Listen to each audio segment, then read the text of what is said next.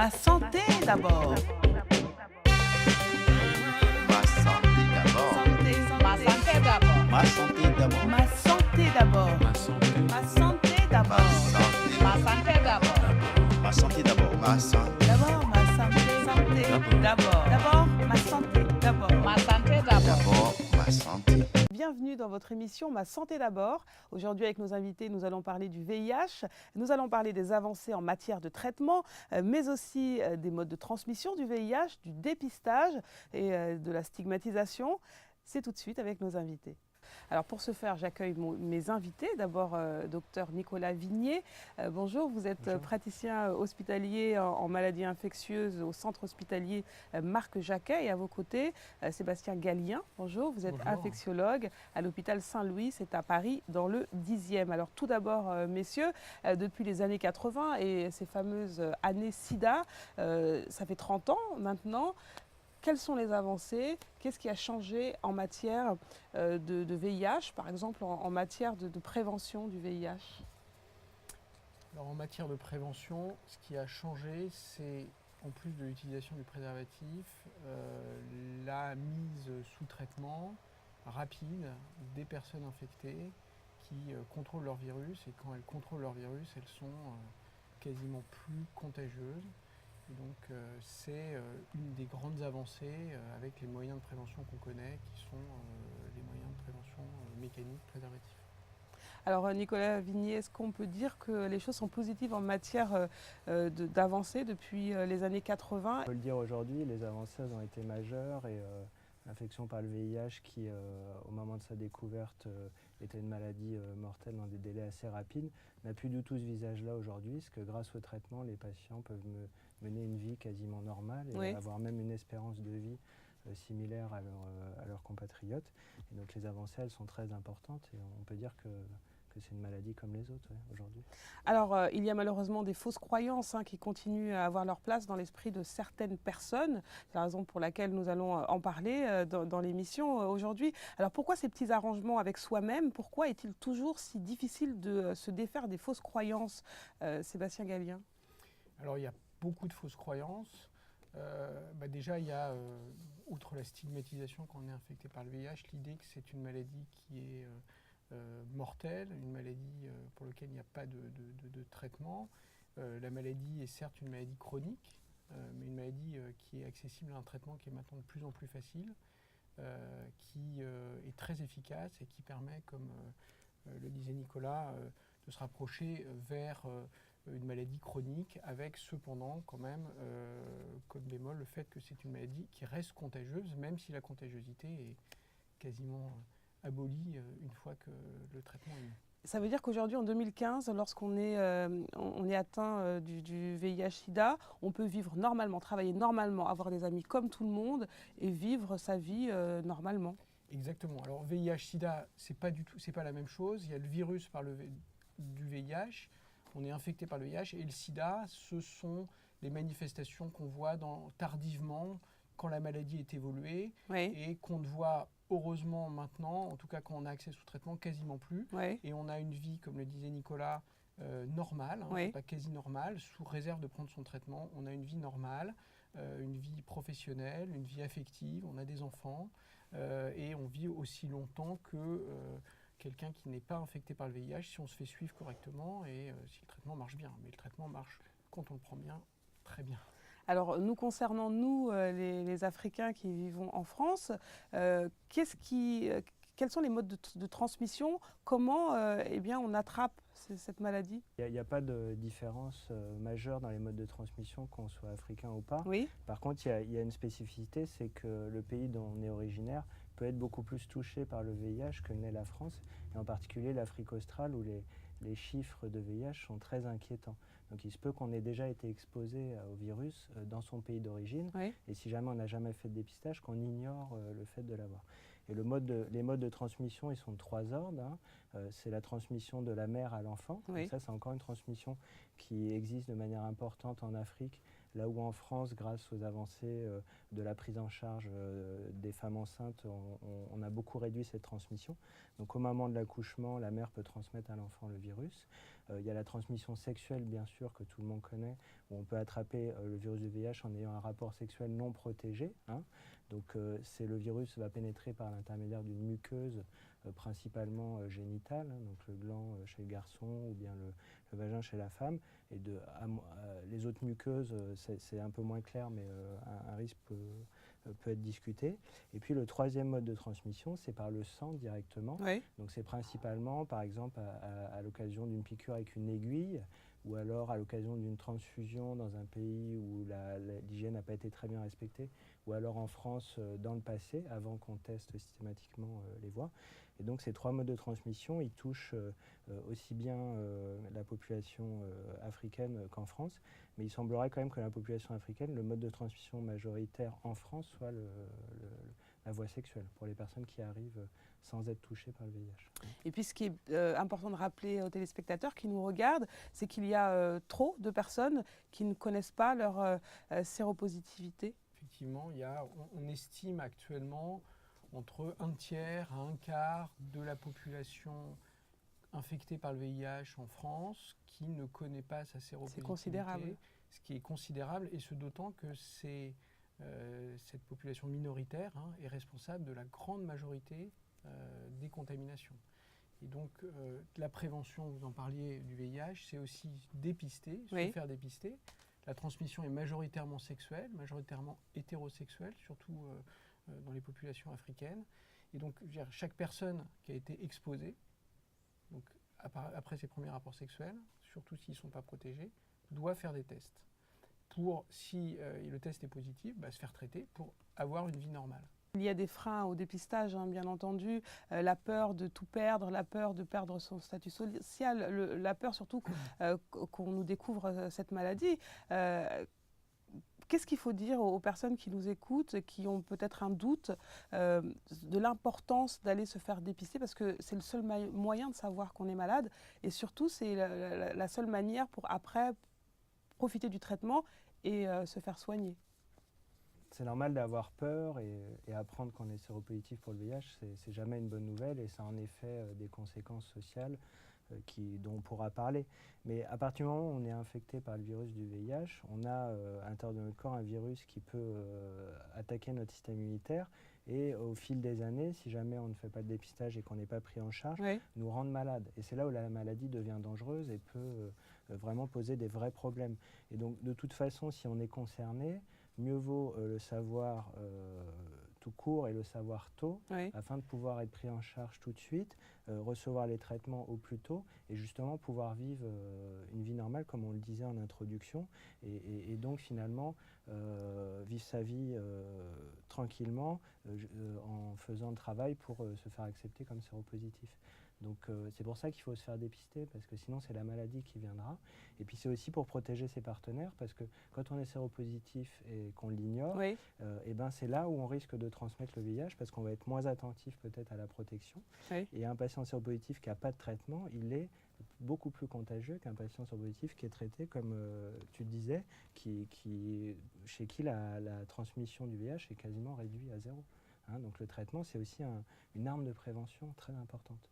Alors, est-ce que c'est une forme d'inconscience de savoir qu'il y a cette maladie dans l'air, et les autres également, toutes ces IST, et de ne pas se protéger, de ne pas utiliser de préservatif, puisqu'on le sait, c'est le seul moyen de vraiment se préserver contre le VIH et les IST?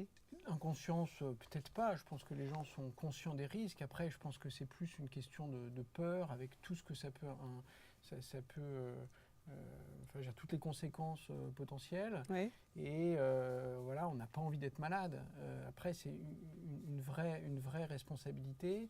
Je pense que c'est une vraie responsabilité pour soi, c'est une vraie responsabilité pour les autres, pour la prévention, pour les autres, pour ses partenaires, pour les jeunes femmes qui veulent avoir des enfants pour éviter de transmettre à leurs enfants. Et que si tout le monde se dépistait, tout le monde se traitait, il y aurait plus de VIH, qui est quand même une maladie qui aujourd'hui tue, et tue essentiellement en Afrique.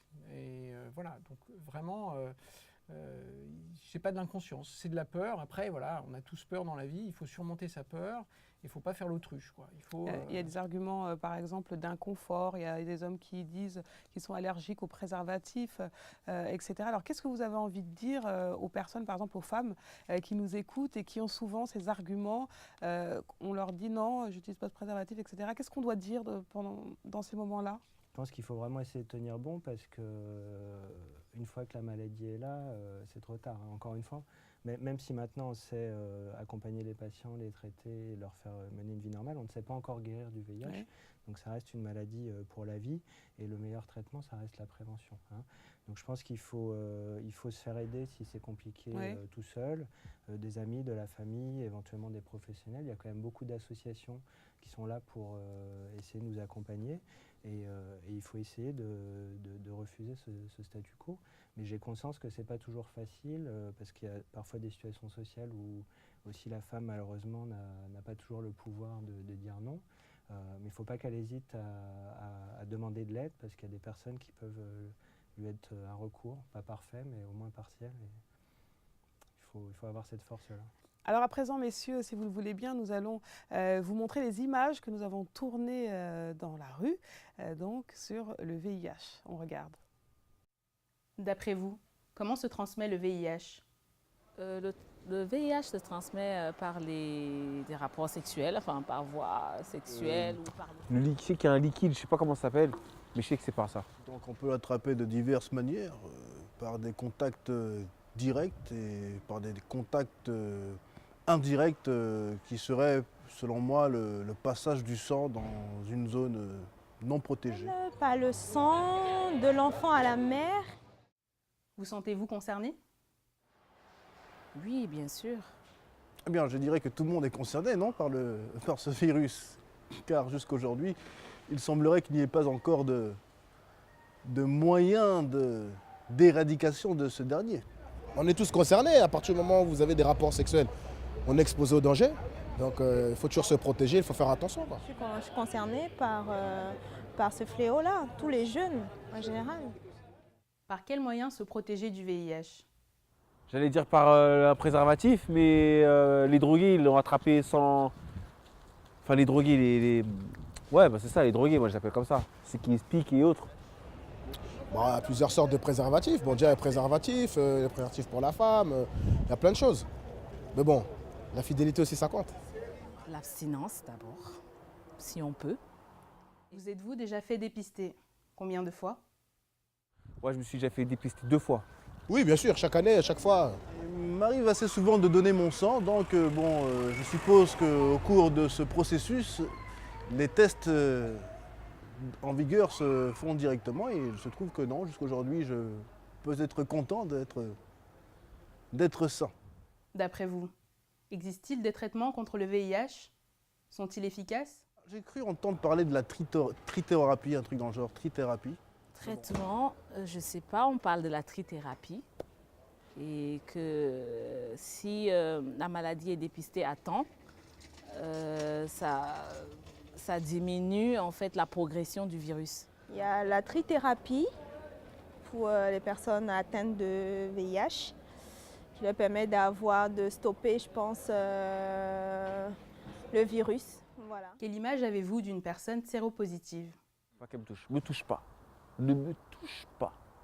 Je sais jamais. Non, franchement, j'ai une image, je sais pas, ça, inconsciemment, on en a peur.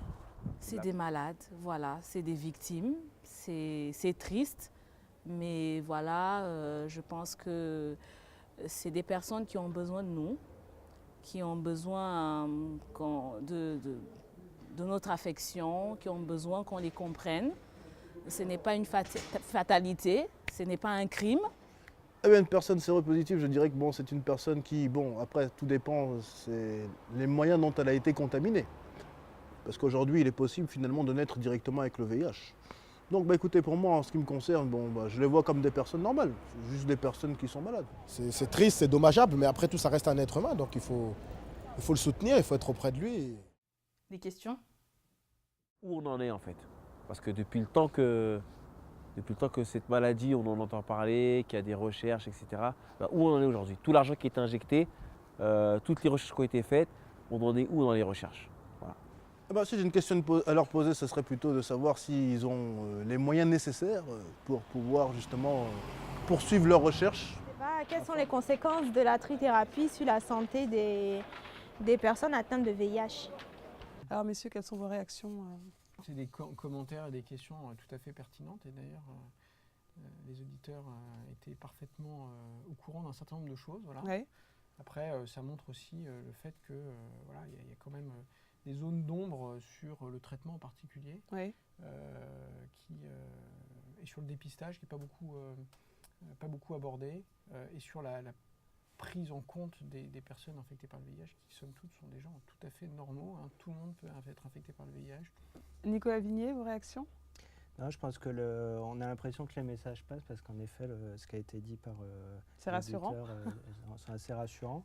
Il y avait des petits questionnements du garçon sur les liquides transmetteurs. Donc je pense qu'il faisait écho au liquide séminal, qui est donc ce liquide qui est présent au moment de l'érection chez l'homme avant l'éjaculation, qui en effet peut transmettre aussi le VIH, au même titre que les sécrétions vaginales de la femme. Donc c'est vrai que c'est important de comprendre que c'est pas que l'éjaculation, hein, c'est vraiment toute pénétration peut entraîner la transmission du VIH. C'est important de le dire. Voilà. Il n'y a pas eu trop de fausses croyances, mais il faut rappeler que les moustiques ne transmettent pas le VIH, même si en effet ils absorbent du sang dans l'organisme du moustique, le VIH meurt. Les toilettes ne peuvent pas transmettre le VIH parce que les toilettes sont en contact avec la peau, éventuellement les selles ou l'urine qui ne transmettent pas le VIH. Les couverts, les câlins, la sueur, les bisous, la sueur. Tout ça ne transmet pas le VIH. La salive non plus. La salive non plus. Voilà. C'est-à-dire qu'on peut embrasser une personne qui est atteinte du VIH sans problème. Tout à fait. On peut même avoir un rapport sexuel avec une personne qui a le VIH sous condition de mettre le préservatif. Parce que comme c'est par la voie sexuelle, donc ça, c'est pas une interdiction à vie de sexualité.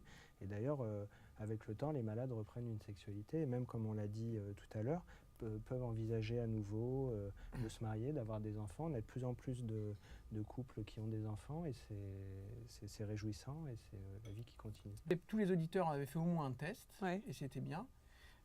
Donc faire le test, refaire le test si on s'expose et si le test est positif, se faire traiter pour soi et pour les autres. Et le traitement, c'est la trithérapie. Qu'est-ce que c'est la trithérapie? Il y avait des questionnements sur la trithérapie.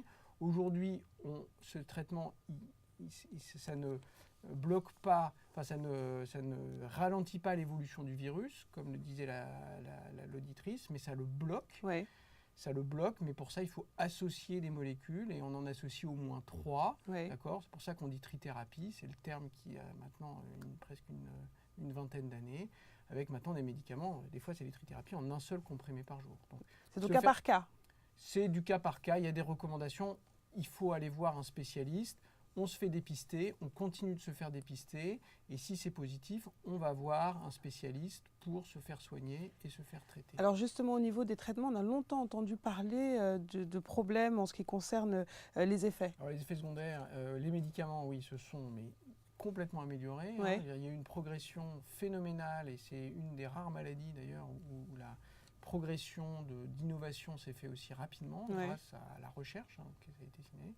Et aujourd'hui, on a des trithérapies sous forme de 1 comprimé par jour qui sont très bien tolérées avec très peu d'effets secondaires. On imagine la personne infectée par le VIH du milieu des années 90 qui prenait des dizaines de comprimés plusieurs fois par jour avec une modification de son aspect corporel. On ne le voit plus, bien heureusement. Certes, il peut y avoir, mais comme tout médicament chronique, quelques effets secondaires. Il peut y avoir des effets secondaires qui en général disparaissent. On a suffisamment de médicaments maintenant pour pouvoir ajuster. Voilà. Et qu'une trithérapie aujourd'hui, en 2015, elle est bien tolérée et à long terme. Et le long terme, c'est à vie. Alors, c'est beaucoup moins connu par le grand public, le traitement d'urgence, le traitement post-exposition, il me semble que ça s'appelle comme ça. Alors, après avoir été soumis à un risque, dans les 48 heures, on peut aller dans un service d'urgence dans les hôpitaux et avoir un traitement donc post-exposition. Vous pouvez nous expliquer un peu ce que c'est ?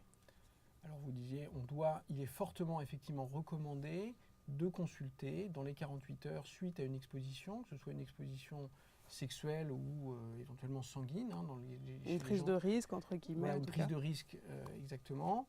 pour évaluer le risque avec un spécialiste. Alors ça ne se fait pas tout de suite avec le spécialiste parce qu'il n'est pas disponible 24 heures sur 24 comme les urgences, mais commencer une trithérapie de prévention qui réduirait le risque de transmission si la personne source était infectée, d'accord, qui est réévaluée de manière systématique dans les 3-4 jours par un spécialiste qui va évaluer le risque. Éventuellement, ça donne le temps aux personnes de se dépister, aux partenaires si c'est une exposition sexuelle, pour dire est-ce que je continue ou je ne continue pas le traitement. Et ça a montré que ça réduisait le risque de transmission. Donc il faut bien avoir en tête que si j'ai une prise de risque, il faut aller consulter rapidement, le mieux consulter avec son partenaire pour qu'on puisse faire le test tout de suite. En tout cas, ça doit se faire dans les 48 heures. Dans les 48 heures. Il y a des systèmes de tests où on a la réponse en 1 heure. Et ça, jour et nuit, partout dans les urgences. Tests, justement, on a beaucoup parlé des tests disponibles en pharmacie. Est-ce que c'est déjà disponible ou où est-ce qu'on en est? Ce n'est pas encore disponible en France, mais c'est en passe de l'être parce que ce qu'on appelle les autotests. Donc en fait, il y a le dépistage classique, c'est la prise de sang. Donc ça se fait au laboratoire sur la prescription d'un médecin ou bien dans les centres de dépistage anonymes et gratuits, de manière anonyme et gratuite. Et d'ailleurs, j'en profite pour informer les auditeurs que les CDAG, les centres de dépistage anonyme et gratuit, vont bientôt changer de nom parce qu'en 2016, ils vont s'appeler CEGID, ça veut dire Centre gratuit d'information, de dépistage et de diagnostic du VIH et des IST. Donc ça change de nom. Donc maintenant, il ne faudra plus chercher un CDAG, il faudra chercher un CEGID. Donc ça complique un peu, mais c'est important de le savoir. Et donc on pourra toujours dans les CEGID faire gratuitement le test. Et l'idée, c'est aussi que les CEGID soient un lieu où on puisse parler de la sexualité de manière un peu plus globale, de faire le dépistage de toutes les IST, voire dans certains CEGID de recevoir ce fameux traitement post-exposition. Ce ne sera pas tous, mais certains pourront proposer, ce qui sera plus confortable que d'aller aux urgences où il y a 5 heures d'attente, etc. Voilà. Donc les tests sous forme sérologique dans les laboratoires et CEGID, les tests de diagnostic rapide qui sont proposés par des professionnels, soit soignants, soit communautaires dans les associations comme AIDS par exemple, qui vont proposer ces tests avec une goutte de sang au bout du doigt, soit dans leurs locaux, soit parfois en milieu extérieur. Et puis la nouveauté qui n'existe pas encore, c'est les autotests. Donc c'est en fait les tests qu'on va pouvoir faire soi-même. Les tests qu'on va pouvoir acheter en pharmacie comme on achète son test grossesse et qu'on va pouvoir faire chez soi à partir d'une goutte de sang ou éventuellement à partir de la salive et qui va nous donner en une demi-heure un résultat positif ou négatif. Alors, il faut être très prudent avec ces autotests parce qu'il faut savoir que leur performance n'est pas à la hauteur des tests sanguins. Donc, c'est seulement des tests d'orientation. Il faut derrière refaire un dépistage vrai pour être sûr que c'est négatif ou pour être sûr que c'est positif au cas où c'est positif. Et puis, ça pose pas mal de questions de savoir comment la personne va vivre un éventuel test positif si jamais ça arrivait. Oui, parce que c'est vrai qu'il n'y a pas l'accompagnement du coup. C'est ça qui inquiète un peu les professionnels. Donc, on est un petit peu dans l'attente de voir comment les gens vont investir ça. Et puis il faut savoir que ce ne sera pas gratuit surtout. Oui. Et donc ça va être un vrai problème pour se l'acheter parce que ça va coûter probablement entre 25 et 30 euros et donc il faudra pouvoir se payer le test en pharmacie. En tout cas, ça complète l'offre. Et comme l'objectif c'est de dépister le plus grand nombre, mais en particulier les patients qui s'ignorent, peut-être que c'est une avancée quand même. Alors justement, on va s'adresser peut-être à ceux qui s'ignoreraient, en tout cas c'est l'objectif de cette émission, le dépistage. C'est important dans les centres de dépistage anonymes et gratuits, parce qu'ils portent toujours ce nom au jour d'aujourd'hui, et puis également aller sur Internet, par exemple sur le site de SIDA Info Service pour poser des questions. Il y a également des écoutants qui sont disponibles 7 jours sur 7, 24 heures sur 24. On peut leur poser toutes les questions à ce sujet. C'est au 0800 840 840, 0800 840 840. Et sur le net, c'est au www.sida-infoservice.org. Il y a également le site de la Santé pour tous pour toutes vos informations, www.lasantépourtous.com. Alors, quelle serait la conclusion de cette émission? Messieurs, je sais qu'il y a énormément de choses à dire sur ce sujet, parce que vous êtes très, très investis dans votre travail l'un et l'autre. Qu'est-ce que vous avez envie de dire comme conclusion, Sébastien Gallien? Moi, je voudrais dire ce qu'on se disait un peu au début de la découverte de cette infection, c'est dépister, faites du dépistage, dépistez-vous, et si le test est positif, faites-vous traiter, voilà, et prévenez-vous. Et la prévention, c'est la prévention sexuelle, le préservatif, voilà. Donc dépistage, traitement si positif et prévention. C'est un peu le triptyque qui Ouais. n'a pas trop bougé, même si, comme on l'a dit, voilà, les moyens ont évolué, les connaissances ont évolué et les traitements sont bien meilleurs et beaucoup mieux tolérés.